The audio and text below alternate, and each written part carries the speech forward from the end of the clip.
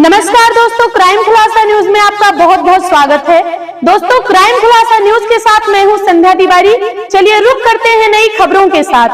तो मंदिर के निर्माण के बाद भी मुझे नहीं लगता कि ज्यादा परिवर्तन होगा, क्योंकि राम लल्ला की प्रतिष्ठा कर रहे हैं।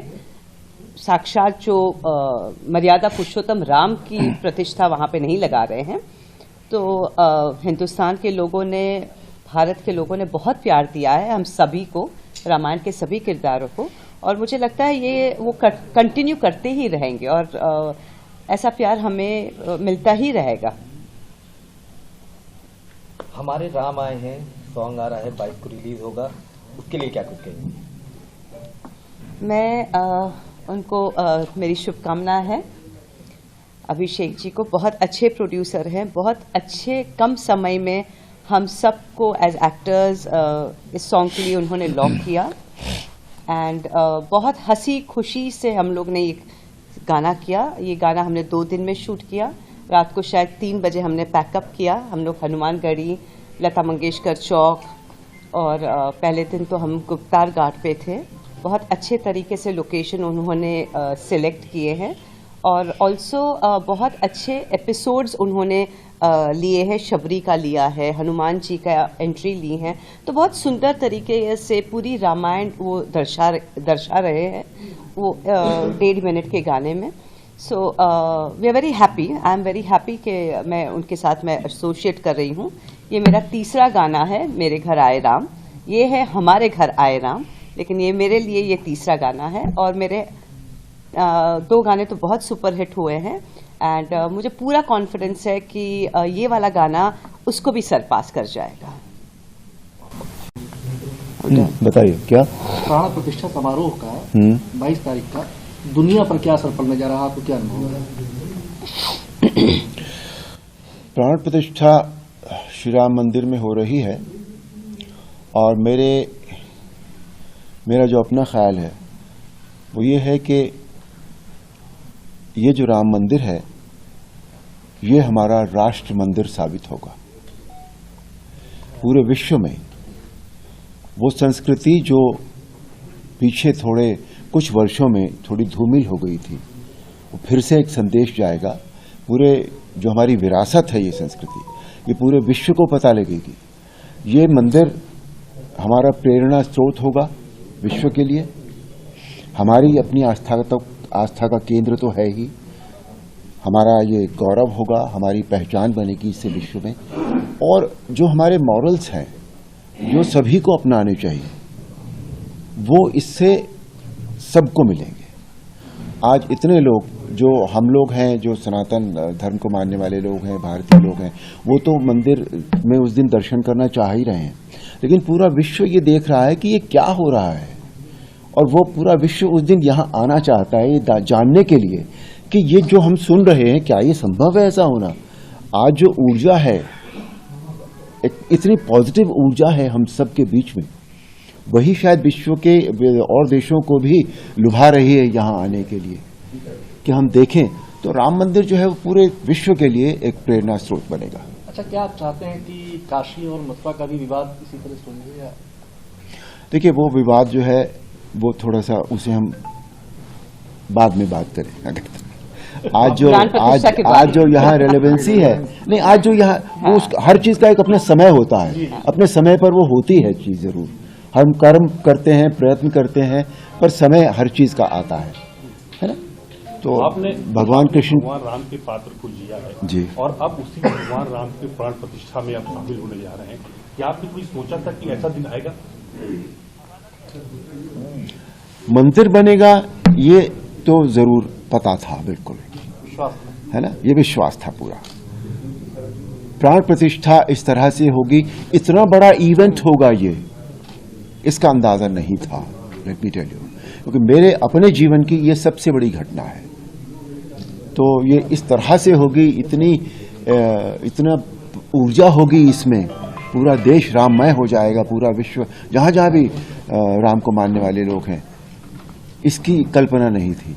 इसलिए ये जो अनुभूति है ये बहुत सुखद अनुभूति है, बिल्कुल। कि हम एक ऐसे पल के साक्षी बनेंगे जिसके विषय में हमने सोचा नहीं था कि उसका मैग्नीट्यूड इतना होगा, इतना बड़ा होगा। सुनील जी आपने तो भगवान राम के अनुज का किरदार निभाया था जी और आप उसी मंदिर में आप जो प्राण प्रतिष्ठा होने जा रहे हैं, क्या आपने कभी सोचा था कि इस किरदार को निभाने के बाद हम सिर्फ उस मंदिर में जहाँ प्राण प्रतिष्ठा हो रही जहाँ भगवान ने जन्म लिया था वहाँ आप पदार्पण करेंगे? आप नहीं, बिल्कुल नहीं सोचा था इस तरह का। पर ये सौभाग्यशाली मैं आपको समझता हूँ कि इस तरह का मुझे इस प्राण प्रतिष्ठा में आने का मौका मिल रहा है और बहुत कुछ जो मैं नहीं जानता था उसको जानने का भी मुझे अवसर मिल रहा है। और जो मैं समझता हूँ कि ये प्राण प्रतिष्ठा है या जो माहौल बना हुआ है इस समय बहुत धार्मिक है, बहुत सकारात्मक है और ये विश्व को बहुत सकारात्मक भावना देगा और डेफिनेटली वो सकारात्मकता जो है वो विश्व में उत्पन्न होगी, इससे इसकी एनर्जी इतनी ज़्यादा होगी। कुछ लोग ऐसे हैं जिसमें जो राम को नकारते आ रहे हैं, क्या उनके बारे में कुछ बोलेंगे आप? वो नादान है, बेवकूफ़ है, मैं ये कहूँगा। उन्हें असल में राम क्या है उसका नॉलेज नहीं है। देखिए, हर आदमी को जब तक वो डीपली पढ़ेगा नहीं, जानेगा नहीं, उसको समझ ही नहीं सकता है। क्योंकि जब हमें भी नहीं मालूम था, बचपन में हमने जो रामायण थोड़ी बहुत जानी थी, पढ़ी थी, उतना ही नॉलेज था, उस हिसाब से हमें ज़्यादा नहीं था, तो इतना हमें लगता नहीं था कि राम क्या है, राम कितने डीप हैं। वो एक हर तरीके से परफेक्ट हैं।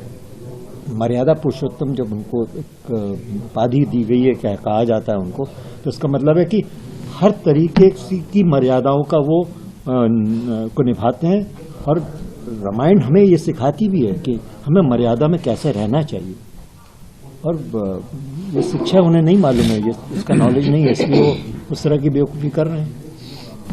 अर्जुन जी, एक सवाल है कि जो रामायण आपने जो जिस पे किरदार निभाया था, जो रामायण बनी थी, उसके बाद बहुत सी रामायण बनी, लेकिन वो रामायण जो बनी वो आज तक जो ऐसी रामायण नहीं बनी, क्योंकि विश्वविख्यात रामायण बनी।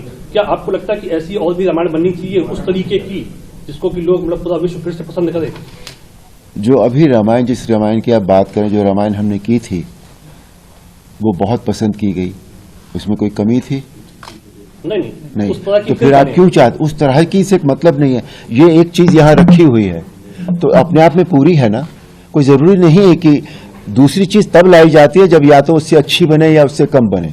उसके बराबर की चीज तो दूसरी चीज का कोई अर्थ ही नहीं है, बिल्कुल भी, है ना। और बाकी तो भविष्य की बात पता नहीं भाई, राम जी क्या चाहेंगे, क्या उन्होंने सोचा होगा, क्या डेस्टिन्ड है, वो नहीं पता मुझे। पर जब एक रामायण है तो अभी तो दूसरी की आवश्यकता नहीं लगती मुझे कोई भी। नहीं, उसके बाद बहुत सी बनी है, तमाम रामायण आई, लेकिन उस तरह की नहीं बनी। आपको लगता है कि बननी चाहिए कि नहीं, ये प्रश्न? मैं वही कह रहा हूँ, जब वो है ऑलरेडी तो दूसरी की आवश्यकता क्या है? जब वो अपने आप में कोई चीज पूरी है, संपूर्ण है, तो क्यों दूसरी बनाई जाए? Thank you. और जिस दिन किसी को लगेगा तो वो बनाएगा, फिर से कोशिश करेगा कोई। अब कोशिश में कितनी कामयाबी मिलती है वो तो राम जी जाने, वो व्यक्ति जाने। अरुण जी, इस समय देखा जा रहा है कि यंगस्टर्स में भी भगवान श्री राम के प्रति धुन सुनने का जैसे पहले ट्रेंड होता था, आज का ट्रेंड लग रहा है। तो अब यंगस्टर्स के लिए क्या कहना चाहेंगे इन फ्यूचर, क्योंकि वो लोग वेस्टर्न की तरफ बढ़ रहे थे, वहीं फिर से रामायण काल को उन्होंने समझा है। मैंने थोड़ी देर पहले भी कहा था कि हम अपनी संस्कृति से थोड़ा थोड़ा दूर होने लगे थे, लेकिन अब वो माहौल फिर से बना है। तो अब वो ये जो माहौल बना है ये यहाँ it's come here to stay, ये रहेगा, ऐसे ही रहेगा। क्योंकि आज हमेशा ये होता है कि जो आगे जो झंडा लेकर चलते हैं, जो मशाल लेकर चलते हैं, वो यंग लोग होते हैं। और आज का जो यूथ है वो इस समय इतना उसका जो वो इतना रामायण के साथ जुड़ गया है। क्योंकि आज मैं देखता हूं कि जब भी मैं कहीं जाता हूं या मैं कहीं ट्रैवल करता हूं तो सबसे ज्यादा जो मिलने वाले लोग होते हैं वो यूथ होता है। तो अगर यूथ ने इस बात को समझ लिया है, यूथ अट्रैक्ट हो गया है उस तरफ, तो फिर ये बहुत दूर तक जाएगी।